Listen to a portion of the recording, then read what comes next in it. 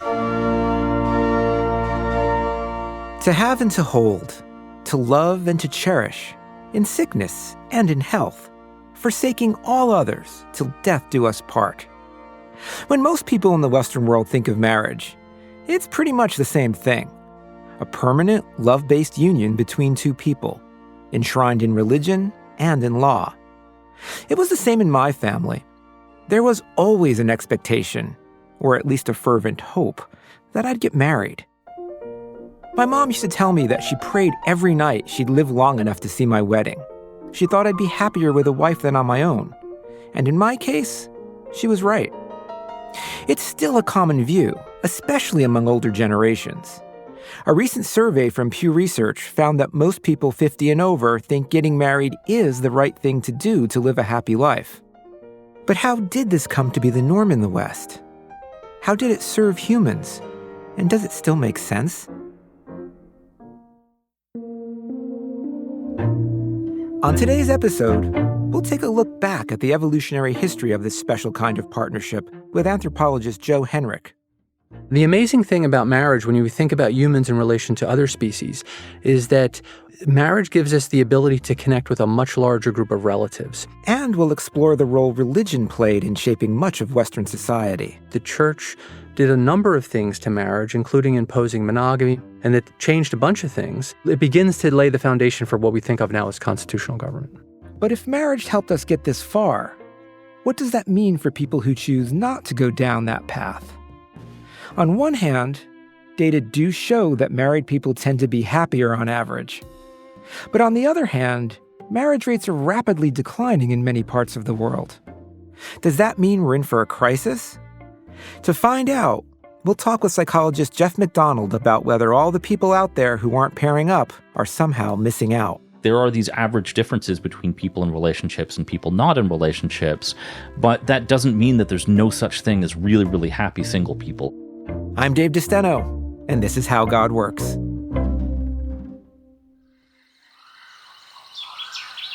In the beginning, there weren't a lot of hard and fast rules around humans raising more humans.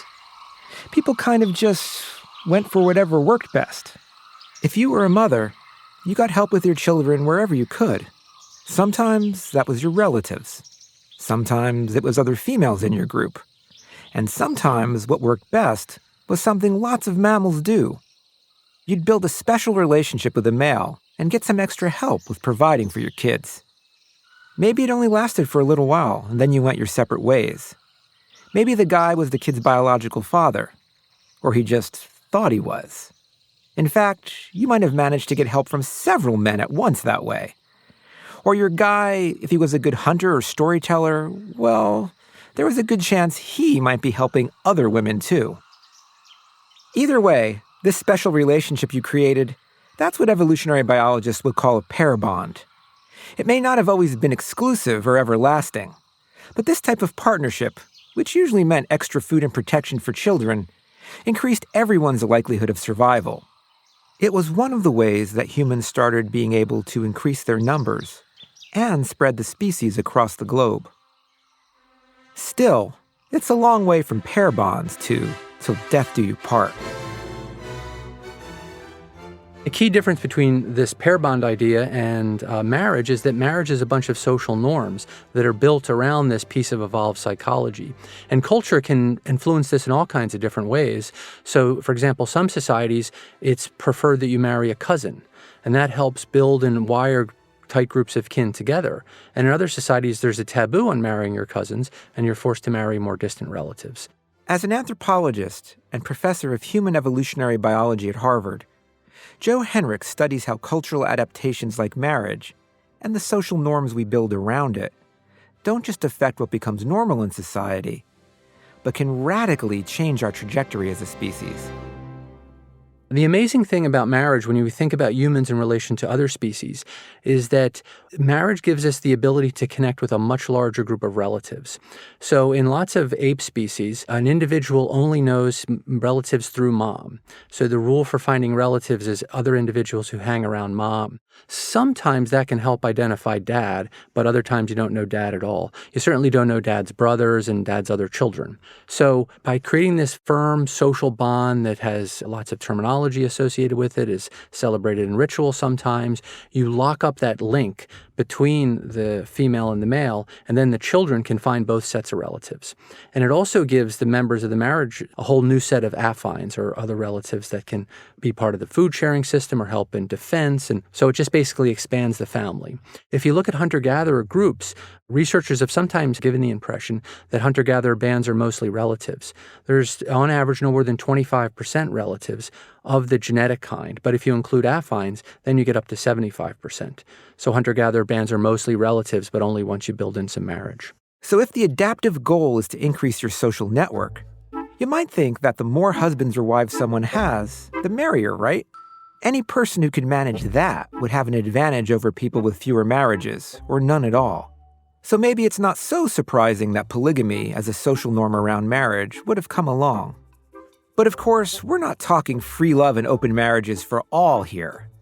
When it comes to polygamy, there's a pretty clear gender divide. Polyandry, where a woman can have several husbands, is extremely rare. Less than 1% of societies in the world practice it today, and while there is some evidence that it may have been more common in the past, it's polygyny, where a man takes several wives, that's always been, and still is, more dominant.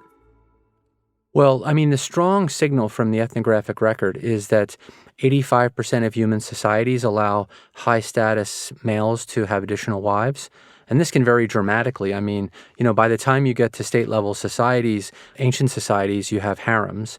And, sometimes there are state institutions that help harvest potential wives for the king and the other elites. So one thing you said there that I thought was really interesting is that it's men who are more powerful or more elite in society. And so even in societies that allow it, it doesn't seem to be the dominant form that marriage takes. Why is it so limited compared to monogamy? I mean, just as in terms of male-female sex ratio, usually there's roughly equal numbers of males and females. So there's only so much redistribution you can do. And one of the effects, I think, of polygyny is it can create a lack of stabilization in the society, as when elite males are taking additional wives, they're essentially taking them away from the lowest status males. So you end up with a growing pool of low status men that have to take risks and strive harder in order to get into the mating and marriage market. And sometimes the only way to compete with the big dogs is to take bigger and bigger risks, maybe even cut some corners, break a few rules here and there. A lot of times, the only way to make the necessary jump of the size you need to make is to commit crimes. You're probably going to lose and not make it, but there's some chance you'll get into there, and otherwise you're an evolutionary zero. In other words, too much polygyny can be a recipe for conflict and instability. Reproduction is a high-stakes game. So maybe it's not so surprising that the larger the pool of males who are locked out of the mating market, the higher the rates of crime and violence in a given society. If at this point you're wondering, how can we know that having too many unmarried men actually causes all that chaos? It could be any number of things, like a rise in income inequality or a string of bad harvests, right? Well, it turns out there was a moment in modern history that accidentally put this theory to the test. One of the most interesting data that shows this doesn't have to do with polygyny. It's looking at the effect in China of the one-child policy. Quick refresher. In the 1970s, China realized it needed to control its booming population, so it started limiting each family to only one child. So culturally, a lot of folks in China have a preference for sons, and if you're limited to one child, you're going to make it a son.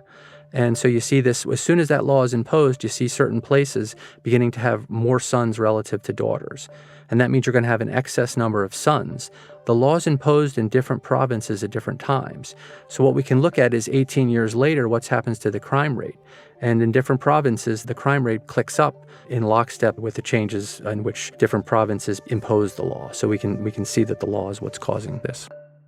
Crime and violence aren't just unpleasant for the immediate victims. They tend to slow down all kinds of economic and social activities that allow a society to grow and innovate. Which is why Joe thinks that the advent of monogamous marriage as a legal norm, not just something you do because you can't afford to have more than one wife, was a major game changer. We see monogamy appear for the first time in the historical record in ancient Greece. So classical Greece, they make the law that Athenian men can only have one Athenian wife. The logic that I've suggested is that it is reducing the competition among the men in the society. So if you imagine among these Athenian men, there may have been fierce competition to see who could marry the other Athenian women. Maybe that brought them status or social connections. And so this lowers the amount of competition amongst the Athenian men and allows them to be more cooperative. And then, if you want additional mates, you've got to look towards conquest, essentially, to the outside world. So this is also a period where the Greeks are harvesting other societies for slaves, and so elite Greek men will have lots of slave concubines. This probably passes to Rome. Rome is also officially monogamous, but of course it's a massive slave society, and slave concubines, publicly funded brothels, all that sort of thing. Obviously, the moral implications of all this aren't great. But from the perspective of understanding history, you can see why monogamy mattered. Once they'd cut down on infighting, the Greeks and Romans were able to turn their gaze outward and start a tradition of European conquest and colonization that would vastly enrich the continent. But while the Greeks may have introduced mandatory monogamy, it was the rise of a new religion in the heart of the Roman Empire that helped shape it into the institution we know today. Monogamy infuses into Christianity, and Christianity really emphasizes marriage, sanctifies it, becomes a sacrament, puts all these taboos on who you can marry. The church did a number of things to marriage, including imposing monogamy, but also banning cousin marriage, that really broke the intensive kinship units of Europe down into monogamous nuclear families. And that this changed a bunch of things.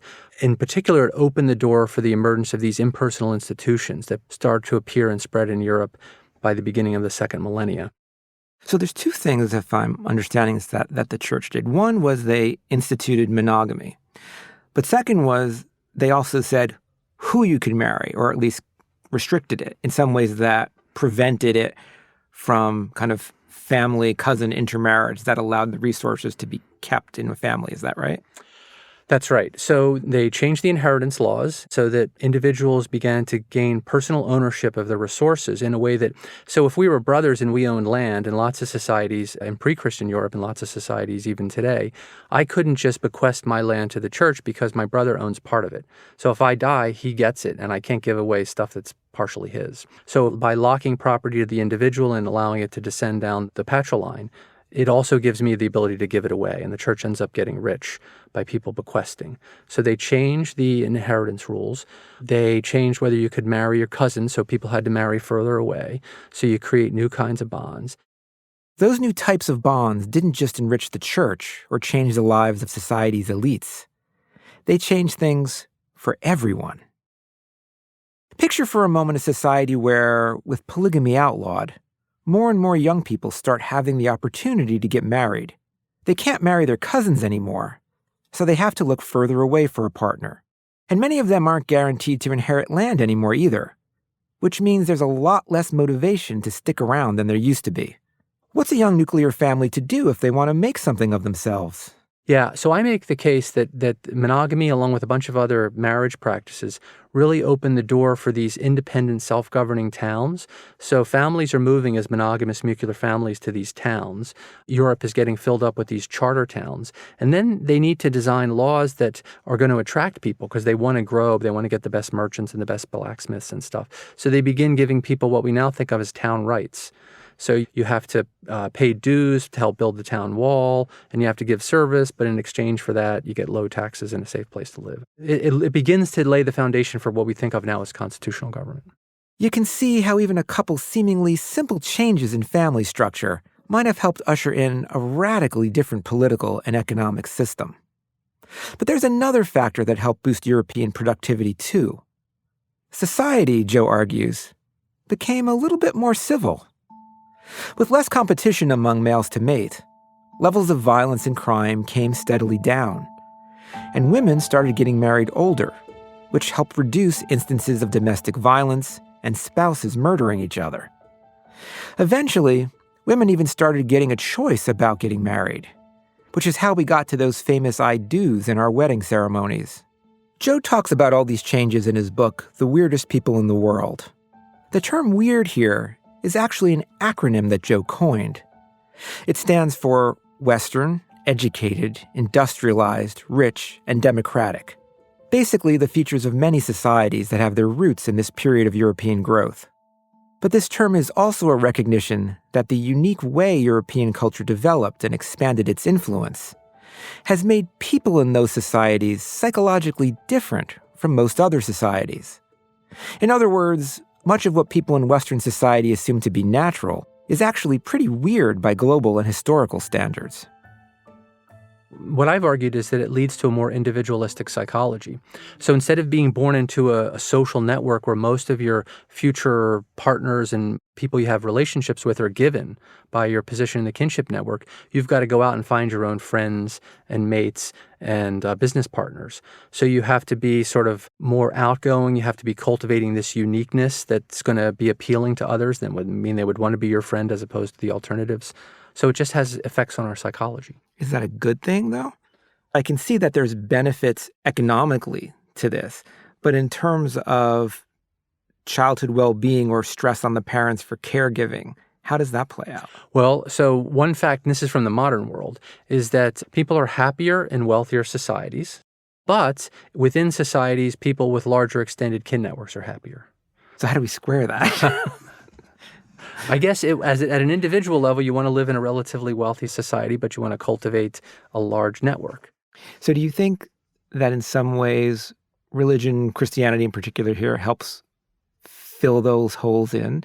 Because yes, it is making the nuclear family unit more separate, but if you're part of a worshiping community, typically you do have that social assistance and social network. Yeah, I think that's a good way to look at the history of this, is that the church did all these things and somewhat unintentionally broke down the families into these monogamous nuclear families. But that caused people to need the church community in a way they wouldn't otherwise. And so one of the ideas that's part of all this story is the idea of spiritual kin. So people began having godparents, and those became important relationships, and there were other kinds of spiritual relationships you could create, as well as having these mutual self-help societies and all the things that go along with that. As Joe says, churches and other religious institutions in Europe played a major role throughout history in filling the social gap that kinship groups like tribes and clans left behind. But these days, religion carries less influence than it used to. And social life, especially in urban areas, isn't always looking so rosy. So where does that leave us? This is just individualism continuing, right? Because individualism took us down to the nuclear family, and now individualism is breaking up the nuclear family into individuals who will just live in, single apartments for their whole life. So it's actually even more individualistic, and there'll be some benefits to that. People will be more productive, population rates will go down, fertility rates will go down, but yeah, there'll be more loneliness. All the lonely people. Where do they all come from? I guess individualistic, weird society is one answer. But as for where they all belong, not everybody agrees. Up next, we'll ask the question, does everybody really need to pair up in order to have a happier life?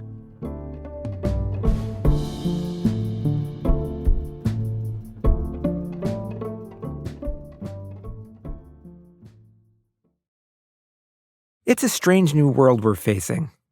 One where economic freedom and technology means we don't need to be married to have and raise children, or even find sexual pleasure. And sure enough, data show that more and more people are opting to go it alone. But while this trend seems to be gaining acceptance, especially among younger generations, plenty of people still associate singlehood with failure and unhappiness. Why is that? So I think a big part of this is that cultural attitudes change slowly. That's Geoff MacDonald. He's a psychology professor at the University of Toronto, where he leads a lab that studies well-being among single people. I think to the extent that we've seen changes in people's attitudes and behaviors around partnering, a lot of it has to do with the kind of changes that we've had in society. But cultural attitudes tend to change more slowly than those kinds of material conditions. I think that we have lingering attitudes left over from when, for example, it was more important for people to have children. I think we also have lingering attitudes left over from when men had more social power, for example. So I think we're kind of waiting for those attitudes to catch up. But I do see in the data some sign that people are understanding that maybe conditions are different and maybe being single isn't as bad as people used to think that it was. So, for example, my colleague Yuthika Gurme did a study recently where she asked single people, do you think that you need a partner to be happy? And in fact, the average single person disagreed with the statement that you need a partner to be happy. Okay, so maybe single people think that's true. But is it? As I often say, we humans are wired for social connection. And that's a reason why data show that on average, married people do tend to be happier and healthier. Does that mean all these singles who think they're doing fine are just deluding themselves? I mean, I would certainly say that a lot of single people are doing better than people in bad relationships, right? I mean, I think that any of these arguments that on average people in relationships are happier than people who are single is not saying that those are people in bad relationships. There are these average differences, but that doesn't mean that there's no such thing as really, really happy single people. And I do think that that's one of the things that's happened over the last 10 years or so, is that more of those happy single people are taking public platforms and they're making themselves more visible now. So there was one study by Lisa Walsh at UCLA, for example, where she kind of stratified both single and people in relationships based on their levels of well-being. And there was a group of single people who was just as happy as the happiest people in relationships. It was a smaller group. There was about 1/6 as many people at the top of the singlehood scale as there was at the top of the relationship scale. As I like to tell my statistics classes, average patterns are useful, but they can make it easy to miss what's going on in smaller subsets of people. So while it's true that fewer single people show the same level of happiness in life as married people, it doesn't mean that there aren't some single people who are just as happy as their married peers. Which brings us to another big statistics rule I drill into my students' brains. Correlation does not equal causation.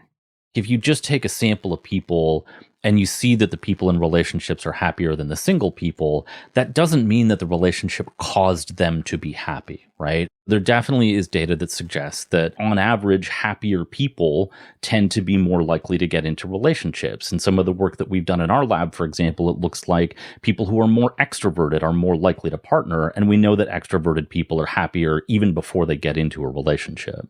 And maybe the reason that they get in a relationship is partly because they're happy. The other part of this is that it's not an experiment, right? Like when we're studying the people who get happier when they get into a relationship, we're not studying the people who didn't want to get in a relationship in the first place, right? And so it's not a guarantee, and it's probably not the case that if somebody, for whatever reason, is not interested in getting into a romantic relationship, that forcing them to do so will actually make them happier. Part of the challenge here is that people are single for all kinds of reasons. Some want a committed relationship but haven't had the opportunity. Others have no interest in pairing up at all. Or they want to be single for just a while as a break between relationships or to pursue a professional goal. Lots of people are divorced, and that may or may not be something they wanted. And still others are widowed, whether after a lifetime with someone or far too early. The upshot here is that being single isn't one monolithic category, and that makes it tricky to generalize how being single will affect someone. Plus, there are all kinds of other factors that come into play too. Things like personality type, lifestyle choices, physical health, and even gender.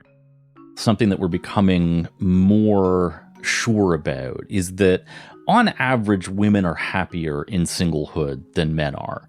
So, I don't know how much this is necessarily about women approaching singlehood per se in a way that's different than men. I think it's about women approaching life on average, a way that's a little bit different than men, which is that women are better at keeping their relationships up. And again, those of us who come from the relationship psychology background think that it's getting your relationship needs met that are the most important, right? And so we think that that's a big reason why women on average are happier being single than men, is that they are better able to create that social support network. There's also a lot of thought in this space about who is it that is more advantaged by getting into a relationship. And I think there's pretty good data that suggests that when a man and a woman get in a romantic relationship together, more of the day-to-day work falls on the woman, right? And so if women perceive themselves as getting less out of a relationship, is it that surprising that singlehood feels like a better choice for them? I mean, if there's one group in our research that we found are particularly happy with singlehood, it's older women. And the narrative that you'll often get from them is, I've been taking care of people my entire life. I've been taking care of children. I've had more responsibility for housework than my husband did. Now that I'm actually single, I will be damned if I'm getting into a relationship where my primary role is to take care of somebody else.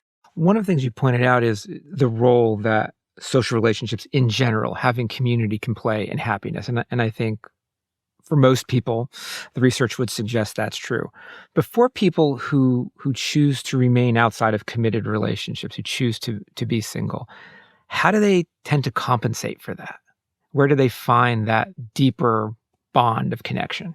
I mean, a lot of single people will talk about this in terms of chosen family, and I mean, that is the thing, right? Is that a lot of people come from families that aren't the best place to get their needs met. And so in that sense, sometimes singlehood can be a real advantage, an opportunity to remake your own life in your own way. So, for example, some of the research that we have going on in the lab, one group of singles who tends to be relatively happy are LGBTQ singles. Queer singles often come from places where their family is not particularly supportive, and the opportunity to remake their support network in line with their values, in line with people who actually share similarities to them.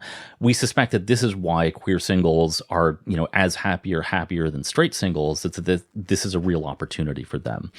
I think that the other thing that comes out more directly out of the data is that the thing that singles have in terms of their social lives that's a bit of an advantage over partnered people is that their social network tends to be more broad.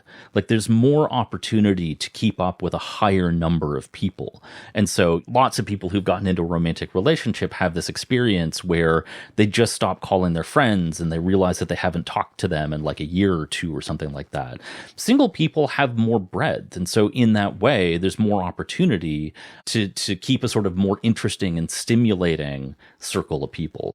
Having a bigger network can also be helpful in another area: work. There's a lot of advantages that can come from having a broad network. That's where you get new ideas from, for example. That's where you get opportunities for jobs, for example. So I think that that's a place where single people have an advantage. I think another one that's really important is that we have some data suggesting that when people move from being single to being partnered, they become less happy with their work-life balance. It is the thing about a relationship is that as nice as it is in a number of ways, it takes time and sort of non-negotiable time. And your job is also non-negotiable time. And so if you get in a relationship, something is going to have to give, right? Whereas if you're single, you don't have to balance that personal time with that romantic partner. And so we suspect that that's why single people are happier with their work-life balance. Another thing happier singles may be a little better at: making the most of alone time. It certainly is true that, single people who report being more satisfied with singlehood report that solitude is a higher priority for them. And it is something that we have begun to pay attention to more in the literature, is that I think that we've paid a lot of attention to how important it is to be connected to other people. But some work has suggested that one of the things that solitude is really important for is kind of like de-stressing. That as much as social interaction can be pleasant and can be enjoyable, lots of people need downtime. And so I think that that's one place where single people would have an advantage, is when they need and want that alone time, it's certainly easier for them to get. And there is a subset of single people who report that as a particularly high priority in their life. Well, that raises a really, I think, interesting question. Do you think there are people out there who might be happier or more comfortable remaining single, but don't actually allow themselves to embrace that idea because of societal pressure, some religious, but also maybe family or cultural? Oh, I think it's absolutely true. I mean, there's kind of like two different types of people who that might be leading them astray. One of them is the kind of person who just doesn't have that kind of intimacy as a strong priority, right? These kinds of people who don't really have a strong desire for partnering, but it sometimes is an important passport that gets you into social situations, you know? I mean, we know, for example, that married men make more money, right? So there clearly is a certain social cachet that comes with this kind of thing that may lead people astray. The other is the type of anxiously attached person who, you know, not only for societal reasons, but also for their own kind of like mild desperation are looking for someone to save them. And when they're surrounded by, you know, Hallmark movies, for example, giving them this image that like if they just find the person with the right Christmas sweater, that they will be happy for the rest of their lives, right? And what they'll miss out on is how much they're actually able to do on their own, you know, how much they don't necessarily need a romantic partner. So I do think there are people who can be led astray. This issue applies to religions too. Most of them advocate marriage.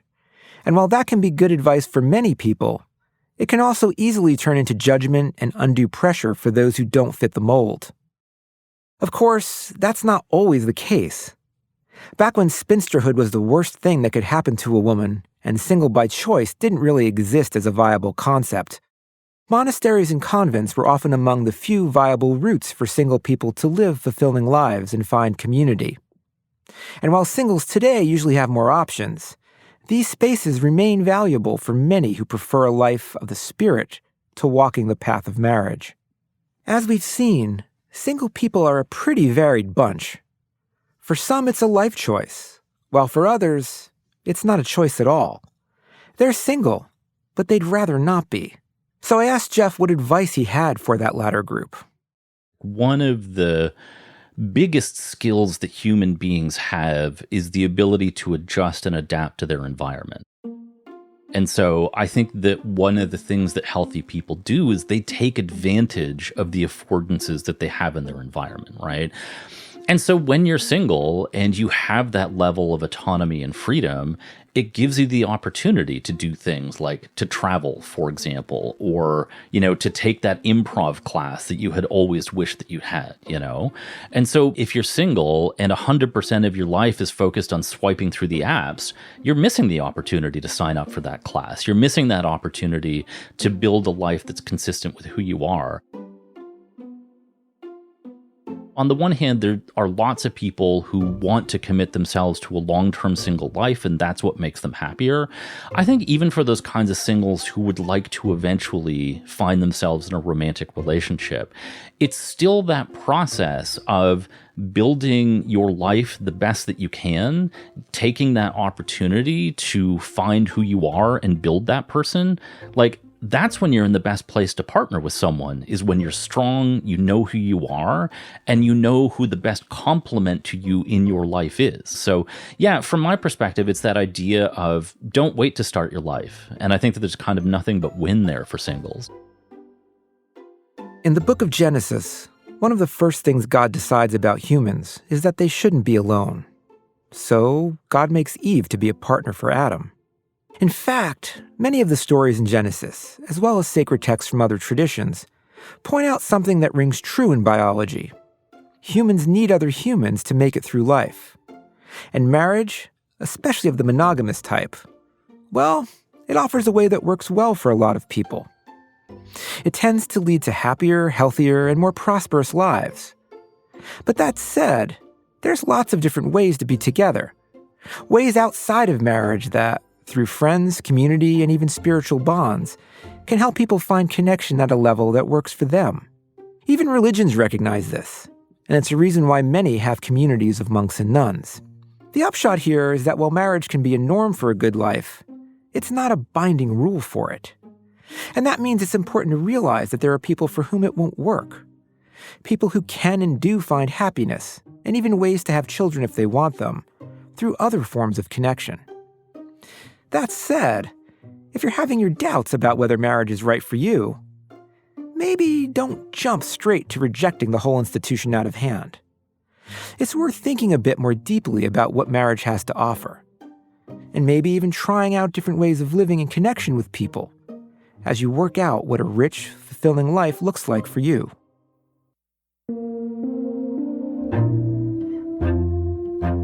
Next time on How God Works. The three of us watching were blown away. It was a transcendent moment of beauty. And we shared it with that monkey. Now that we've traced the evolution of marriage, we'll look at the roots of something even more fundamental: our capacity for belief. One of the things that is deep, deep in our history is this ability to experience awe. This moment of knowing that there's more than just you in the world. And if the foundations of belief stretch back millions of years, how should we be thinking about it today? What really makes us human is this capacity to imagine something that's not tangible to the senses and then to try to make it real in the world. That's next time on How God Works.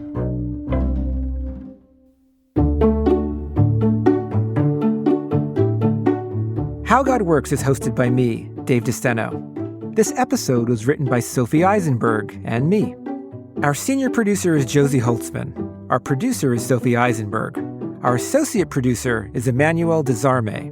Executive producer is Genevieve Sponsler. Merritt Jacob is our mix engineer and composed our theme, which was arranged by Chloe DeSteno. The executive producer of PRX Productions is Jocelyn Gonzalez. This podcast was also made possible with support from the John Templeton Foundation. To learn more about the show and access episode transcripts, you can find our website at howgodworks.org. And for news and peeks at what's coming, feel free to follow us on Instagram at HowGodWorksPod or me on Blue Sky at David DeSteno.